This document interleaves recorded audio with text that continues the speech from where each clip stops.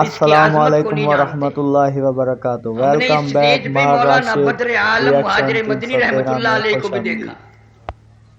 باول نگر میں تشریف رکھتے تھے تو تشریف لایا کرتے تھے. رشاد جی تو ہر سال تشریف لاتے تھے. بڑے بڑے حضرات یہاں تشریف لانے والے ہوتے تھے اور یوں معلوم ہوتا تھا کہ خیر المدارس کی ایک ایک اینٹ سے اللہ اللہ کی آواز آتی ہے. بہت بڑا پرانا ادارہ ہے اور ان 10-20 سال میں بڑا جگہ جگہ انقلاب آیا، تبدیلی آئی، نظام برباد ہو گئے. یہ اللہ کا بہت بڑا کرم ہے کہ اس دور میں بھی اپنی آب و تاب کے ساتھ یہ دارالعلوم زندہ اور تابندہ ہے. ہر کمرے میں اس کی روشنی ہے، ہر علاقے میں اس کا نور ہے. مانے نہ مانے ماننا پڑے گا کہ خیر المدارس نے ساری زندگی علمی اور عملی ذوق شوق میں گزاری. اللہ پاک نے یہاں وہ اساتذہ کرام کی وہ دولت عطا فرمائی. ابھی کچھ دیر پہلے مولانا خیر محمد صاحب رحمۃ اللہ علیہ اور قاری رحیم بخش صاحب رحمۃ اللہ علیہ کی میں قبر پہ کھڑا تھا. خیال کی بات ہے، الحمد شریف میں نے 3 دفعہ پڑھی. جب بھی پڑھتا تھا خیال آتا تھا قاری رحیم بخش کیا کہتا ہوگا، غلط پڑھ رہا. 3 دفعہ الحمد شریف پڑھی، دوبارہ تسلی نہ ہوئی. ان حضرات کی ساری زندگیاں یہاں لگ گئی، ایک لگن میں، ایک ذوق میں، ایک شوق میں. ہماری طرح اگر وہ بھی دنیا بٹورنے پہ لگتے تو یہ کبھی سے فنا ہو جاتا. مولانا تنویر الحق صاحب آپ حضرات کو اچھی طرح سمجھا رہے تھے کہ دنیا یوں ہے اور دنیا اس طرف جا رہی ہے. مولانا اب تو سمجھانے کی ضرورت نہیں، یہ ہم سے زیادہ سمجھدار بیٹھے ہیں. ایسی دوڑ ہے دولت کی، اقتدار کی. ابھی 2 مہینے سے زیادہ ہیں بلدیاتی انتخابات میں اور سارے کونسلر بننے والے انگڑائیاں لے رہے ہیں. اب گلیوں میں جھاڑو نہیں دینی پڑے گی بلکہ ان کے پجامے اور دھوتی تو جھاڑو دے دیں گے جو ووٹ مانگنے آتے ہیں. ساری رات دروازہ کھٹکے گا، اندر سے پوچھا بھائی کون ہے، اگر جی وہی تمہارا پرانا خدمت گزار چمڑے پاڑ. کبھی بلدیاتی الیکشن ہیں تو کبھی وزارتی الیکشن ہیں. اور اب تو ایسا معلوم ہوتا ہے کہ اگر ہندوستان سے جنگ ہو گئی تو نواز شریف کو فوج کی ضرورت نہیں پڑے گی، وزیروں کی فوج چڑھا دے گا. ایسا حال ہے بس. اور یہ وزیر بڑے تعلیم یافتہ ہوتے ہیں. یا خیر المدارس کا جلسہ 3 دن کا ہوتا تھا، قاسم علوم کا لانگ خاں میں ہوتا تھا. تو یہاں ایک وزیر آیا ملتان میں. اس نے سوچا مولویوں کی تقریر تو لوگ بڑے سکون سے بیٹھ کے سنتے ہیں اور وزیروں کی تقریر میں گنڈیریاں کھا رہے ہیں، مالٹے کھا رہے ہیں، سنتے ہی نہیں. تو اس نے کہا یہ گر ہے، پہلے درود شریف پڑھواتے ہیں مولوی. کہنے لگا سارے پڑھو درود شریف، لا الہ الا اللہ محمد.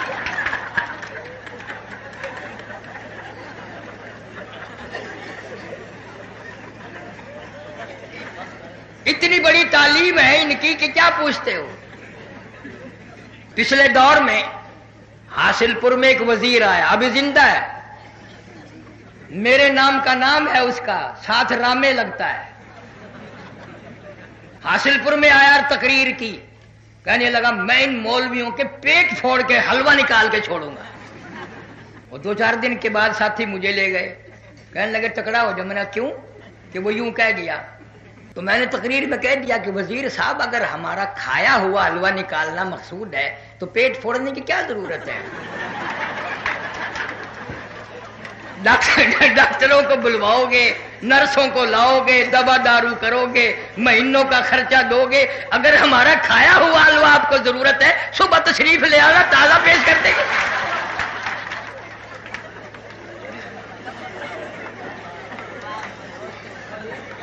بتانا یہ چاہتا تھا کہ یہ ضرورت سے زیادہ تعلیم یافتہ ہوتے ہیں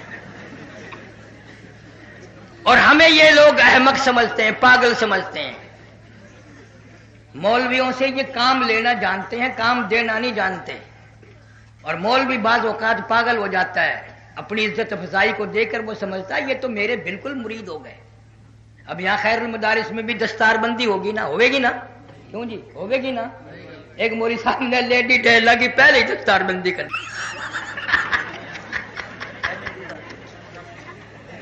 ایک مولانا نے پہلے ہی دستار بندی کر دی. کون سمجھائے ان کو؟ یہ کام لینے کے بڑے ہوشیار ہیں. بس جی ہم تو آپ ہیں، آپ کے غلام ہیں، آپ کے تابع دار ہیں، جیسے فرماؤ گے ویسے ہی ہو جائے گا. اور جب آیا ٹائم انہوں نے کہا کیا کرتے ہو؟ کہ ملا بکواس کرتا ہے. ایک نہیں سنتے. 45 سال ہو گئے یہ تماشا دیکھتے سنتے، کانوں کے پردے گل گئے. یہ نہ باز آئے. اچھا لوگ بھی جھوٹ بولتے ہیں کہ اسلام کے نام پر ہی ہم نے ان کو ووٹ دیا. بالکل نہیں، کوئی اسلام کے نام پہ دیتا، نہ کوئی ووٹ مانگتا. اور مولانا تھانوی رحمت اللہ علیہ نے لکھا ہے کہ ایک گاڑی میں لوگ سفر کر رہے تھے، ایک آدمی کے ساتھ ایک بچہ بھی تھا. تو گاڑی کھڑی تھی اسٹیشن پہ. وہ کہنے لگا ابا مجھے پیاس لگی ہے. انہوں نے کہا جلدی کرو گاڑی کھڑی ہے، وہ سامنے نلکا ہے. اس نے جا کے نلکا گیڑا، گاڑی چل پڑی. اس نے کھڑکی میں سے، اس کا نام تھا اسلام الدین چھوکرے کا، کھڑکی میں سے منہ نکال کے ارے اسلام جلدی پکڑ، جلدی کرنا، ڈنڈا پکڑ لے، ارے اسلام. وہ یوں اپنے بلائی بیٹے کو ڈبے والے کہنے لگے زندہ باد. اس کا لڑکا رہ گیا، گاڑی چل گئی. مڑ کے کہنے لگا تمہارا بیڑا غرق ہو، میرا بچہ رہ گیا، تم زندہ باد مرد آباد میں لگے ہوئے. جو آتا ہے وہ اپنی چلا کر کے ایک طرف اٹھتا ہے. اسلام نعروں سے کبھی نہیں آیا. صحابہ کرام رضوان اللہ تعالی علیہم اجمعین کی پوری جماعت نے خون کی ندیاں بہا کر اسلام لائے. اسلام کے سر میں درد ہو رہا ہے. اسلام کو کوئی مرغی اٹھ رہی ہے، گھروں میں گھستا پھرتا ہے. جب ہمیں چاہیے ہی نہیں تو کیوں آ جائے؟ اسلام کا ہاضمہ خراب ہو رہا ہے، کئی جگہ نہیں ملتی اس کو جو ہمارے یہاں آئے گا. جب ہم چاہتے ہی نہیں، ہمیں ضرورت ہی نہیں تو کیوں آ جائے؟ اور اسلام تو ایسی چیز ہے، علماء موجود ہیں، بخاری شریف میں روایت ہے حضور صلی اللہ علیہ وسلم نے رو دیا، فرمایا لوگوں تمہیں کیا پتا ہے 1,24,000 پیغمبروں، رسولوں، نبیوں کو جتنا اللہ کی راہ میں ستایا گیا، ان سب کے مقابلے میں مجھ اکیلے کو ستایا گیا. اشد الناس الانبیاء ثم امثل ثم امثل. اتنا ستایا گیا کہ میں تمہیں بتا نہیں سکتا. 23 برس میں ایک وقت ایسا نہیں جو پیٹ بھر کے کھانا کھایا. 23 سال میں. اما عائشہ صدیقہ رضی اللہ تعالیٰ عنہ فرماتی ہیں مدینے پاک میں جتنے دنوں نبی صلی اللہ علیہ وسلم کے گھر میں رہی اور حضور صلی اللہ علیہ وسلم زندہ رہے، ایک عرصے تک ایک کھجور کا دانہ اور ایک پانی کا پیالہ ملتا تھا 24 گھنٹے میں. کبھی اپنی ماں کا کھانا تو دیکھو. عورتیں اگر سن رہی ہو کبھی تو سوچو، اس کا بھی تو پیٹ تھا، وہ بھی تو کسی کی بیٹی تھی، کسی کی گھر والی تھی. اور رو کے فرماتی ہیں کہ اس کا بھی قلق جب ہوا جب وہ ایک کھجور کا دانہ بھی نہ ملا. اور فرماتی ہیں میری آنکھ نے 3 چاند لگاتار دیکھ لیے کہ نبی کے چولہے میں آگ نہ جلی. قدرت کی تقسیم تو دیکھو. فرعون کے پاس دولت ہے، قارون کے پاس دولت ہے، حامان کے پاس دولت ہے، شداد کے پاس دولت ہے، اور نبی کے پیٹ پہ پتھر بندھے ہوئے ہیں. ویسے کہتا اللہ پاک میرا محبوب ہے، سارے جہان کا سردار ہے، اور پیٹ پہ 2 پتھر بندھے ہوئے ہیں. اگر اللہ کو دولت سے پیار ہوتا تو نبی کا گھر سونے سے بھرتا. پتا چلا کہ اللہ کو دولت سے پیار نہیں بلکہ فاقے سے پیار ہے، اور ہم اس پہ راضی نہیں. اگر ہم راضی ہو جائیں تو ایک دن میں بات بدل سکتی ہے، ایک دن میں. مگر ہمارے یہاں تو بات چیت کا نظام بھی ایسا ہے. وہ ایک چوڑیاں بیچنے والا اپنی چھبڑی میں چوڑیاں لے کے بازار میں آ گیا، آگے مل گیا میری برادری کا راجپوت، یوں لاٹھی مار کے کہنے لگا کیا ہے وہ؟ کہنے لگا ایک دفعہ اور کر دے، کچھ بھی نہیں. اسی طرح ایک دفعہ اور کر دے، کچھ بھی نہیں. کیا حال ہے، کس طرح کام بنے؟ بس لوگوں کو عادت پڑ گئی ہے. کبھی اس مولوی کے پاس آ گئے، کبھی اس پیر فقیر کے، دعا کر دینا، دعا کر دینا. ارے دولت کے لیے تو رات دن تم مارے پھرتے ہو، اور سارے کاموں کے لیے کہتے دعا کر دینا. یہاں لکڑ منڈی موڑ پہ بہت دنوں کی بات ہے، ڈاکٹر سید صاحب بیٹھے ہیں، اچھا آدمی اللہ سلامت رکھے. جب شروع میں دکان کھول لی تو ہم دوستوں کو بلایا، بوتل پلائی، مٹر کھلائے، بوندیاں کھلائی. شیخ ستار کہنے لگا کہ دعا کرو ڈاکٹر صاحب کی دکان خوب چلے. میں نے کبھی بوتل کے پیسے لے لے، بوندی کے پیسے لے لے، میں تو دعا نہیں کرتا. لوگ بیمار ہوں بیڑا غرق ہو تو اس کی دکان چلے، میں دعا کیوں کروں؟ بوتل پلائی ہے پیسے لے لو، کیا بات ہے میں؟ دعا کا تماشا بن گیا۔ وہاں مسجد میں آ جاتے ہیں جمعے والے دن اکثر۔ ایک دن ایک نوجوان آیا کہ جی دعا کر دینا میری دادی فوت ہو گئی۔ اب عادت ہے ہر آدمی پوچھ لیتے، میں نے کہا یار بیمار تھی؟ کہ نہیں جی۔ میں نے کہا پھر کیا ہوا؟ کہ جی VCR دیکھ رہی تھی، دیکھتی دیکھتی لیٹ گئی اور مر گئی۔ میں نے کہا جلدی جا دادی کی قبر پہ لکھ کے حضرت VCR شہید رحمت اللہ علیہ، اور دادی کا عرس بھرنا۔ اتنی نیک دادی جو VCR کے سامنے مر گئی۔ ایک بات اور بھی تو سوچو، جس خاندان کی دادی ایسی ہو اس کی پوتی کیسی ہوگی؟ یہ ہمارا معاشرہ ہے اور یہ دعائیں ہو رہی ہیں۔ کبھی کوئی آئے گا جی ابا جان نشتر میں ہیں دعا کر دینا، خدا کی قسم مر گیا ہوں، لٹ گیا ہوں، قرض دار ہو گیا ہوں، ڈاکٹروں نے میرے چمڑا پاڑ لیا، بکائے کی دعا کروں؟ بس جی یہی دعا کر دینا اللہ پاک یا ادھر کر دے یا ادھر کر دے، اصل پروگرام ادھر کا ہی ہے۔ اور اس اولاد کو کوٹھیاں بنا کے دو، بنگلے بنا کے دو، اور ان کو طرح طرح کی سہولتیں دو۔ تو بیمار پڑ گیا تو تیرے مرنے کی دعائیں مانگتے پھرتے ہیں۔ حضور صلی اللہ علیہ وسلم کا گھر ایسا گھر تھا کہ کھڑے ہو کر یوں کھجور کی چھت کو ہاتھ لگا لیتے، اچھی طرح کا جھوپڑا بھی نہیں۔ مدنی کریم صلی اللہ تعالی علیہ وسلم سیدہ خاتون جنت کے مکان پہ تشریف لائے، دروازے پہ کھڑے ہو کے فرمایا بیٹی میں اندر آیا چاہتا ہوں۔ اندر سے آواز آئی تشریف لانے سے پہلے اپنی چادر اندر پھینک دو۔ چادر اندر پھینک دی، تشریف لے آئے۔ بیٹی آج کیا بات تھی، کیسی آواز لگائی، چادر پہلے کیوں طلب کی؟ روتی ہوئی عرض کرنے لگی ابا اتنی غربت ہے، اتنی تنگی ہے، اتنی ناداری ہے، اتنا کپڑا نہیں جو سارا بدن چھپا سکوں۔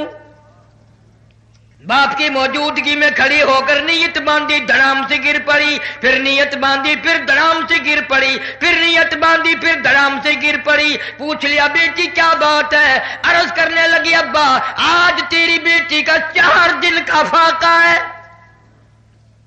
دریائے کرم جوش میں آ گیا، دعا فرما دی، یوں فرمایا بیٹی ذرا مسلح تو اٹھا کے دیکھو۔ ایسے ہی گھبرا گئی خام کا، مسلح اٹھا کے دیکھا، مسلح کے نیچے کی ساری زمین سونے کی بن گئی، ساری زمین سونے کی بن گئی، اور یوں فرمایا جتنا چاہو اٹھا لو لیکن قیامت میں حساب دینا پڑے گا۔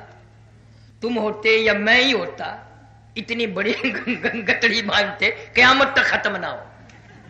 ہاں لیکن جب ابا کی زبان سے یہ لفظ قیامت سنا اور حساب کی بات سنی، میں تمہیں قسم اٹھا کے کہتا ہوں فاطمہ الزہرا نے 4 دن کے فاقے والی نے تھوک دیا سونے پہ اور مسلح ڈال دیا۔ ابا فاقے منظور ہیں، قیامت کا حساب منظور نہیں۔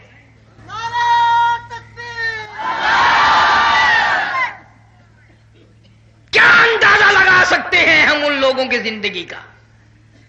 کیسے معلوم ہو کہ ہم کس راستے پہ چل رہے ہیں؟ اتنا صبر، اتنا ضبط۔ آخری وقت ہے، خاتون جنت فاطمہ الزہرا رضی اللہ تعالیٰ عنہ کا حضرت علی کو بلایا اور بلا کے فرمایا میری ایک وصیت ہے، میری ایک نصیحت ہے، میرا انتقال اگر دن میں ہو جائے جنازہ پھر بھی رات کو اٹھانا۔ کیوں، کیا وجہ ہے؟ فرمانے لگی زندگی میں کسی غیر محرم کی مجھ پہ نظر نہیں پڑی، میرا دل چاہتا ہے میرے جنازے پہ بھی کسی کی نظر نہ پڑنے پائے۔ جب اتنا پردہ تھا، اتنی غیرت تھی، حضرت انس رضی اللہ تعالیٰ عنہ فرماتے ہیں حضور صلی اللہ علیہ وسلم کی وصال کے بعد 6 مہینے زندہ رہی، نہ رج کے کھایا، نہ کبھی کسی نے ہستی دیکھی، رویا کرتی تھی ہر وقت اے انس وہ ہاتھ دکھا جس ہاتھ سے تم نے میرے ابا کی قبر پہ مٹی ڈالی ہے۔ کیا آج بن سکتا ہے؟ نہ سنت کا طریقہ ہے، کوئی چیز ہی نہیں رہی، ساری چیزیں ہم نے خود اڑا دی، ساری چیزوں میں انگریز کا معاملہ پسند ہے۔ اب ہم نے مردوں میں باز کہنے کم کر دیا، ہم عورتوں میں باز کہنے لگ گئے۔ میں نے ایک جگہ باز کہہ دیا لاہور میں کہ یہ مرد جو نماز نہیں پڑھتے اس کا گناہ تمہیں ہوگا، انہوں نے مجھ سے پوچھا کیوں؟ میں نے کہا اس لیے پہلے زمانے میں عورت مرد کی تابعدار ہوتی تھی، اب ہم غریب ہیں، کمزور ہیں، ہم تمہارے تابعدار ہیں۔ میں نے کہا شرط تجربہ کر کے دیکھ لو، جس کا گھر والا بے نماز ہو، نماز نہ پڑھتا ہو، 3 دن اکڑ کے دکھا دے، انشاءاللہ چوتھے دن اگر اگلی صف کا نمازی نہ بن جائے تو مجھے کہنا۔ جب بھی کوئی بات کرے نا تم کہہ دو بس کر، بدبخت ہے، بے نمازی ہے، بدتمیز ہے، پرے جا۔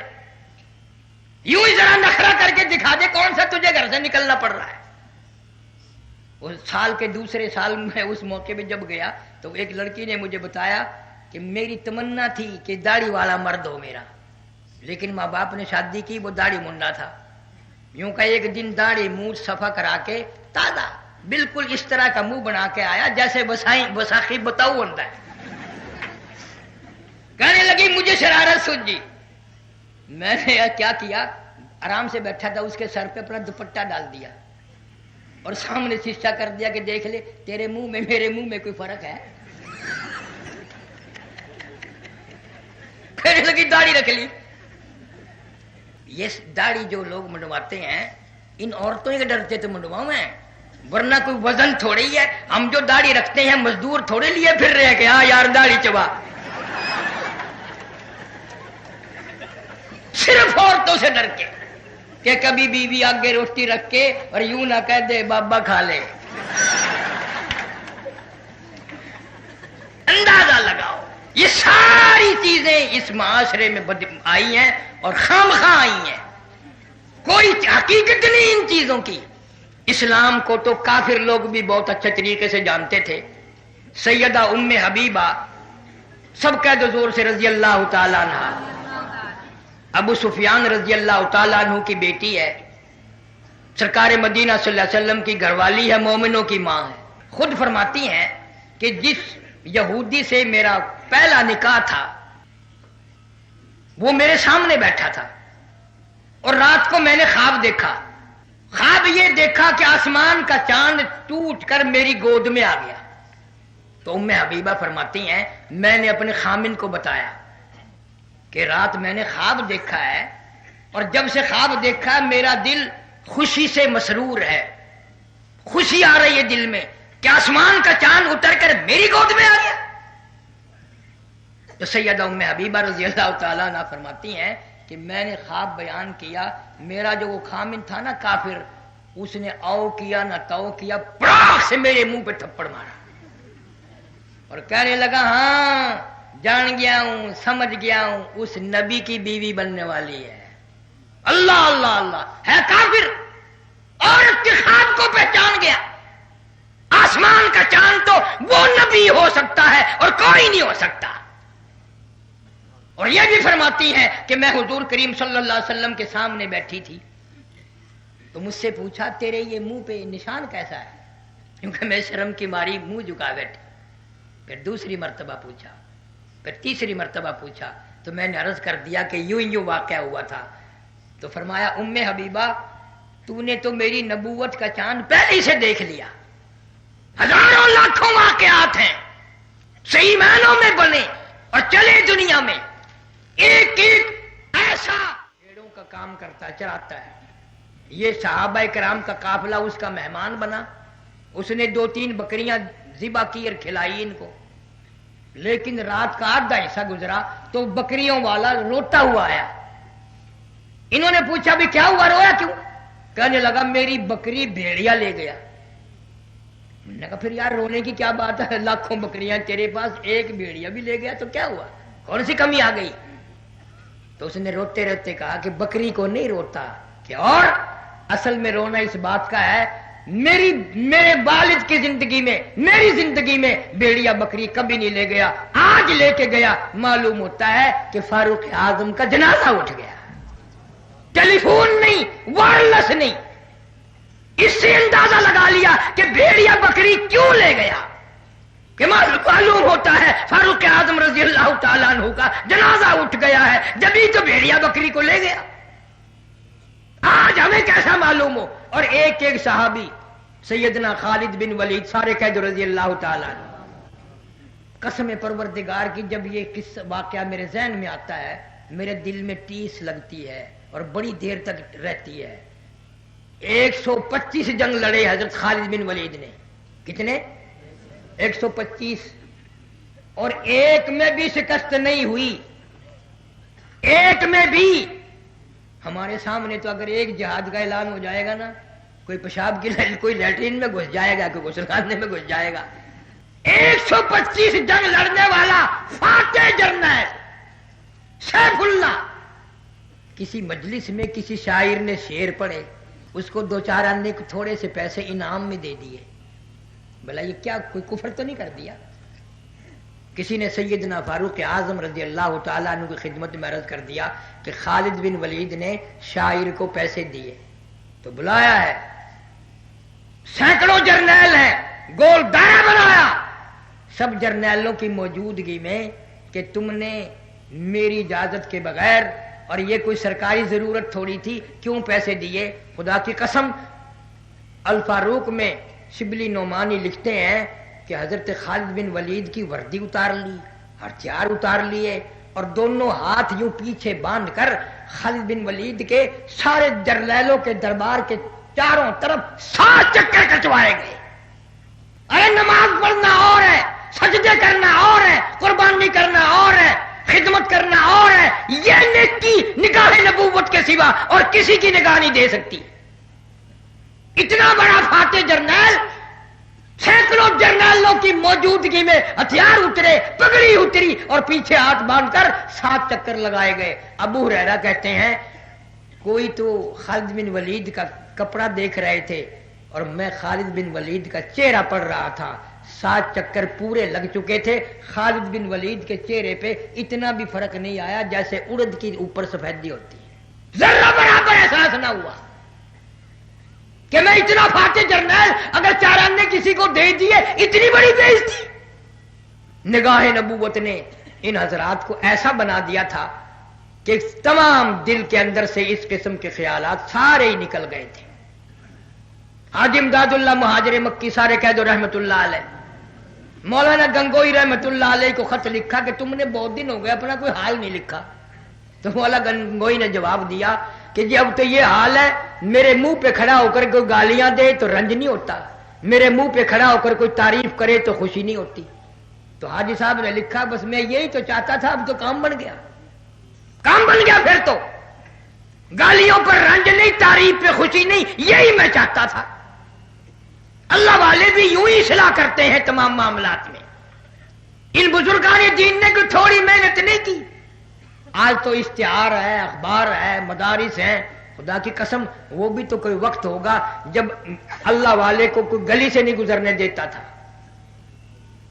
اور انگریز کی بدماشی ان کے ساتھ تھی.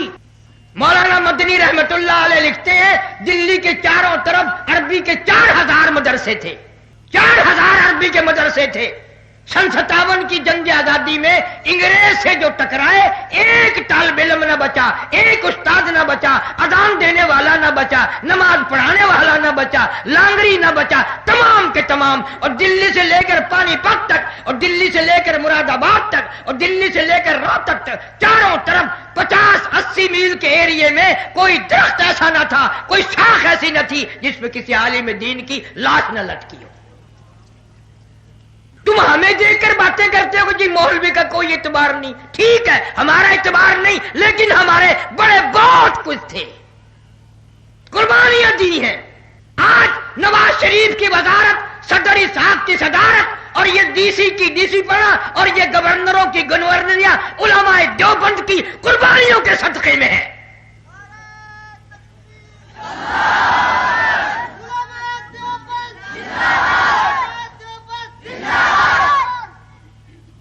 حضرت شیخ الہند رحمت اللہ علیہ جب مالٹے کی جیل میں بھیجے گئے جزیرہ انڈمان میں، تو سمندری جہاز سے اترے اور ایک انگریز آگے آگے چلا کہ آپ لوگوں کو رستہ معلوم نہیں، میرے پیچھے پیچھے آ جاؤ.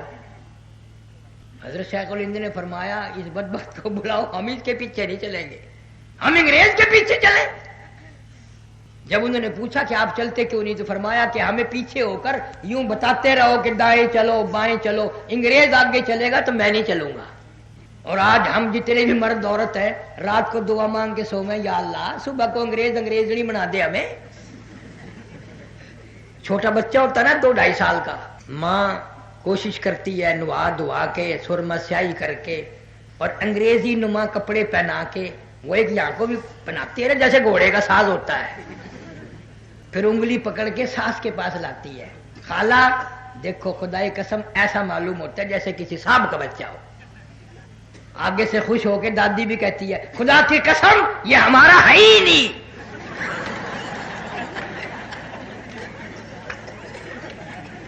تصدیق کر دی ماں نے بھی، دادی نے بھی مڈی پرائی ہے۔ ہر آدمی کی تمنا یہ ہے انگریز بن جاؤں، انگریز بن کے مروں، انگریزی کپڑے پہنوں، انگریزی برتنوں میں کھانا کھاؤں۔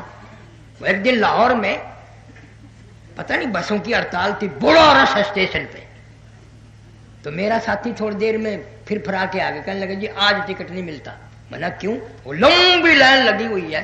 چل با، میں نے کہا مجھے پیسے دے میں لوں گا۔ وہ میں لائن میں لگ گیا، چلتے چلتے چلتے چلتے جب میں کھڑکی کے قریب گیا نا تو ایک میرے سے آگے کھڑا تھا بابو، اس نے اور پیسے مانگے ہوں گے بابو نے، تو اس نے جیب سے یہاں سے نکالنے تھے یہاں سے نکالنے تھے، میں ملا ہوا کھڑا تھا نا، یوں بابو کو ڈا ہوا اور پیچھے سے پیسے نکال۔ میں نے کہا یار یہاں کسے لگتے دیکھے، یہاں لگتے دیکھے، یہ سوشلزم کے دفتر میں کہاں جا کے کسا لگایا؟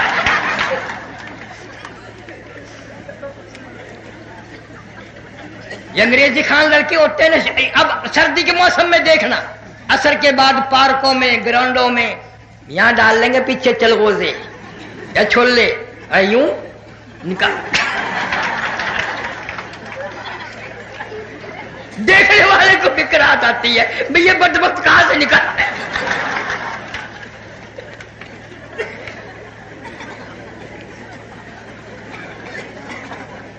کوشش ہے ہر آدمی کی انگریز بن جائے۔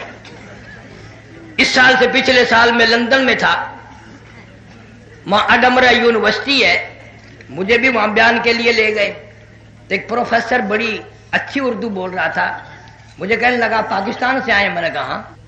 انہوں نے کہا مولانا احمد علی، مولانا عطا اللہ شاہ بخاری، مولانا حسین احمد مدنی، مفتی محمود، ان کو جانتے؟ میں نے کہا اچھی طرح جانتا ہوں۔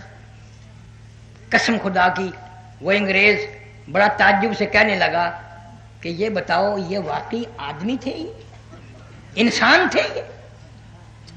میں نے کہا تیرا کیا خیال ہے؟ کہنے لگا میں نے لندن اکیڈمی سے ان کی فائل لے کے پڑھی ہے، ملکہ وکٹوریہ کی لکھی ہوئی اور لارڈ ماؤنٹ بیٹن کی لکھی ہوئی، میرا یہ خیال ہے کہ یہ آدمی نہیں تھے، یہ وہ پہاڑ تھے جن کی چوٹی کو سر نہیں کر سکا۔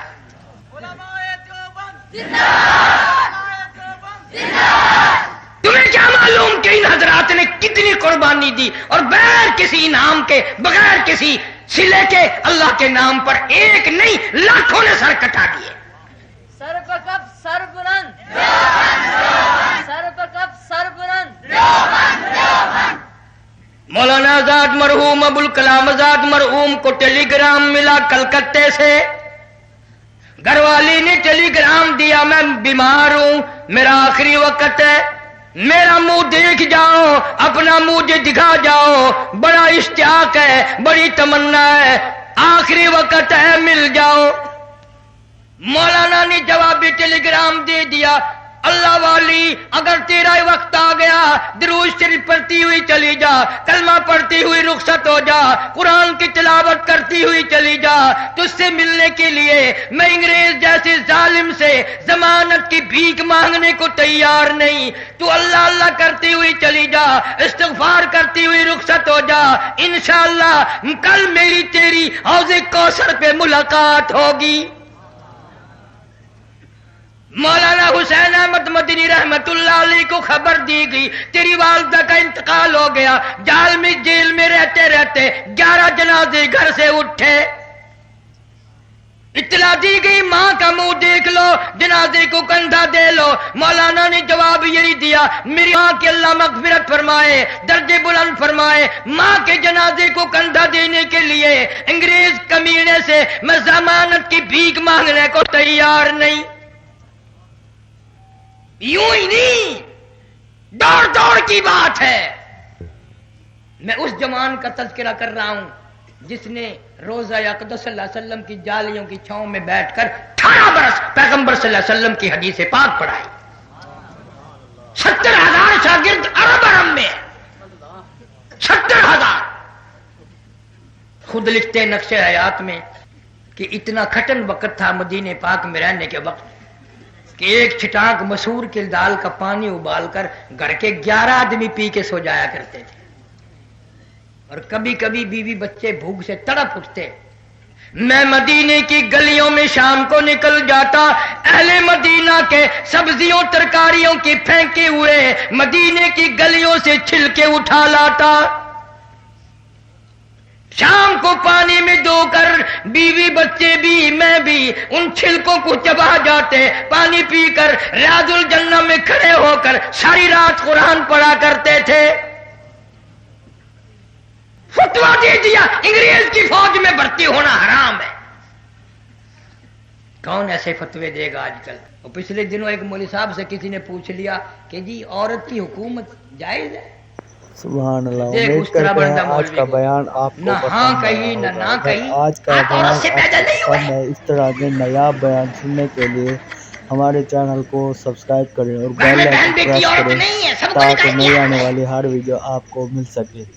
اس طرح کی مزید معلوماتی اسلامک انفارمیشن ویڈیوز کے لیے ہمارے چینل ماہر راشد ریئیکشن کو مجھے زیادہ ملے. انہوں نے کہا 100 روپے لگیں گے. انہوں نے کہا میں لا دوں گی، پکا فتوا دے قرآن میں سے. انہوں نے کہا ہاں قرآن میں سے دوں گا.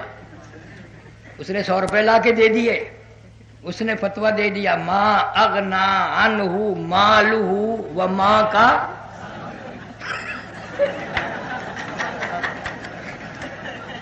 سارا مال ماں کا ہے. مولانا مدنی رحمت اللہ علیہ نے فتوا دے دیا کہ انگریز کی فوج میں بھرتی ہونا حرام ہے. یا کراچی میں خالق دین ہال میں عدالت لگی، انگریز شیشن بیٹھا، مولانا کو طلب کیا گیا. مولانا تشریف لے آئے. مولانا محمد علی جوہر نے دونوں ہاتھ پیروں پر دونوں ہاتھ رکھ دیا. حضرت کچھ نرم بات کرنا، انگریز کا ارادہ بڑا غلط ہے، سخت سزا کا ارادہ کیے بیٹھا. انہوں نے کہا جی کیسی غلط سزا؟ کہ پھانسی کا ارادہ ہے اس کا.